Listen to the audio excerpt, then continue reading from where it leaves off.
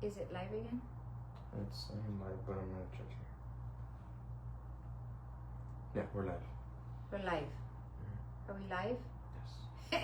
The Wi-Fi dropped, guys, and I'm trying to share with you guys very important information. Okay, so we are here, and we're talking about, yeah, we'll leave it open. We were talking about how we're doing these dressings on these patients that develop these bed sores in the areas where the bony prominences, which does not have a lot of meat, skin, muscle, and fat. So you have an open sore here.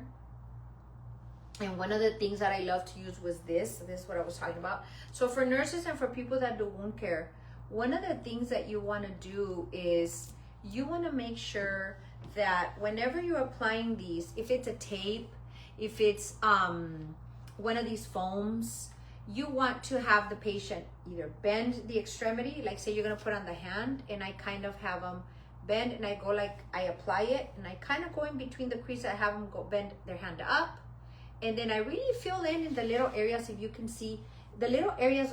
So if they're going to do this, see how it's going to stay on. So I go like this, get it, and then go back. And so all the little creases are filled in by the foam, okay? So this is not gonna fall off. If it's gonna be here, one of the things that we do, see how good this is, but check this out. As it lifts, it does not tear. It's breathable. It feels so awesome, and it's like very cushiony. So this is one of the things that I love using for my patients. I'm just making sure we're live. Yeah, we're live. So, and these are one of the things that I like to use from my phone's all broken, ignore it. I like to use for my patients, especially in this area. The things that I use for my grandma, I applied these foams. I applied one on one hip, one on the other hip. And this is preventive. She didn't have any sores there. And then one, she didn't have any sores when we had her at home. She didn't have any sores. But then, unfortunately, we had some people that were not assessing this area. So you need to let go of the people that are not doing their assessments. If you have somebody who's not doing their assessment of your parents, if they're not doing a good job, if there's a doctor or practitioner that's not doing good service, you have to fire them. You have to get somebody that loves your mom, your dad, the patient enough to do good assessments. What's an assessment? Look at it.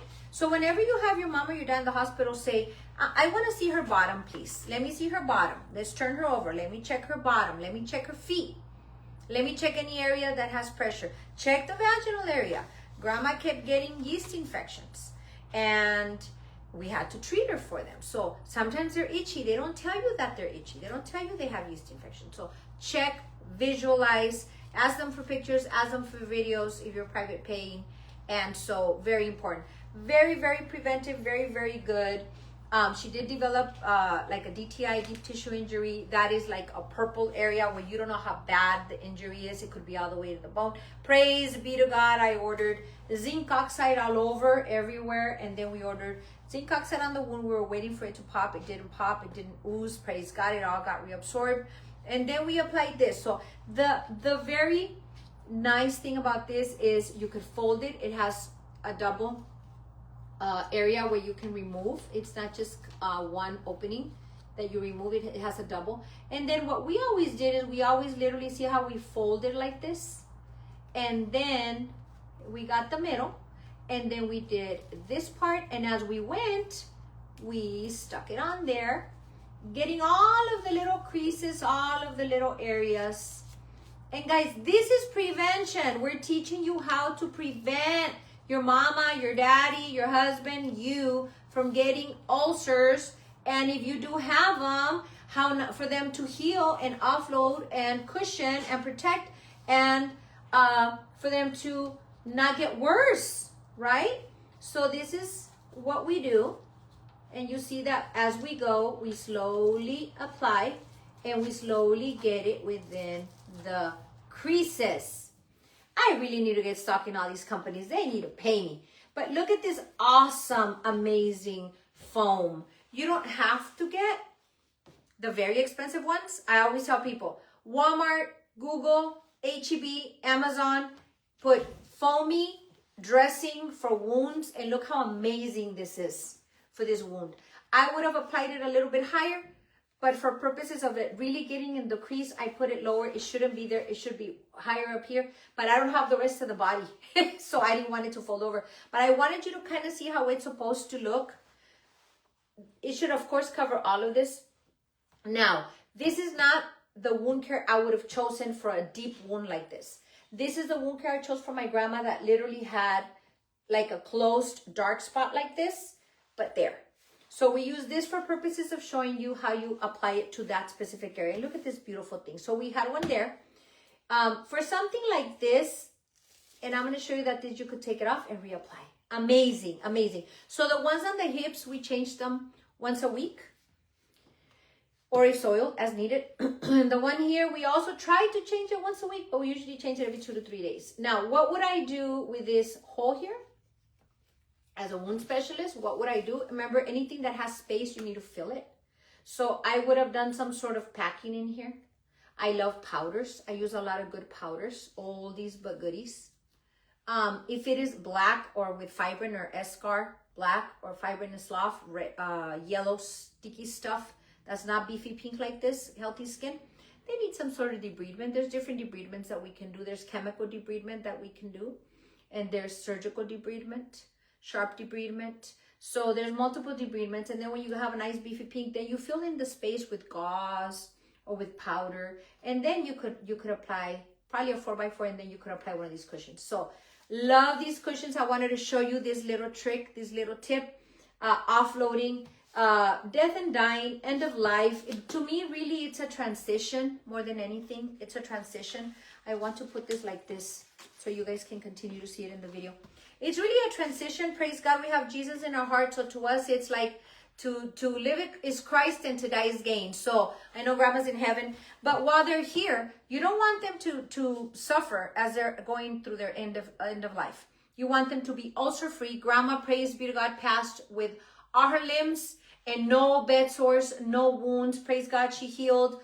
It is preventable. Don't let anyone tell you she's passing. That's why all her skin's breaking down. Her skin's breaking down. She's a high risk.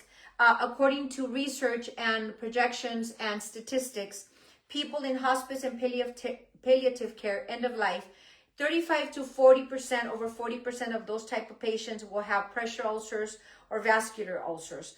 Incidence rate, pressure ulcers at the end of life are between 11 to 21% in the final days of life. Why? Because you have skin failure. The skin is thin. You're very frail. You're no longer eating. So nutrition, you need nutrition. You need high protein. I like these little protein powders that I recommend twice a day for patients to increase their protein intake. Good healthy vegetables, good healthy fruits, good healthy protein, egg, chicken, beef, pork. But if you can't chew or swallow, how are you going to get that nutrition in? Drinking. I used to give grandma 42-gram protein shakes, and that kept her going for a long time. So those are the risk factors. The immobility, the moisture if you're on the diaper. Also very important to change those diapers often. And then in nursing homes, over 1 in 10 have pressure ulcers. But I'm going to tell you, don't let anyone tell you that they're not preventable. They're absolutely preventable. But it takes you as a family member, you as a daughter, son, husband, wife, friend, sister, to be there looking and letting them know that you check. Okay, I come once a day. I stay 2 hours with mom. I'm just here to check her skin. So gracefully, kindly, always be kind. May I please, let's turn her. Let me help you. Let me help you change her diaper. That's the best way to look. I'm going to help you change her diaper. When's her next diaper change? And you change her before you leave. The zinc oxide is my very, very favorite. It doesn't have to be a name brand. I put it everywhere. When I used to round the nurses, like 10 times NPRN. Those of you that have seen my orders when I rounded hospitals, which good news, guys, we're going to start rounding hospitals again, God first. And so we're going to be running on our patients, running on our wound patients.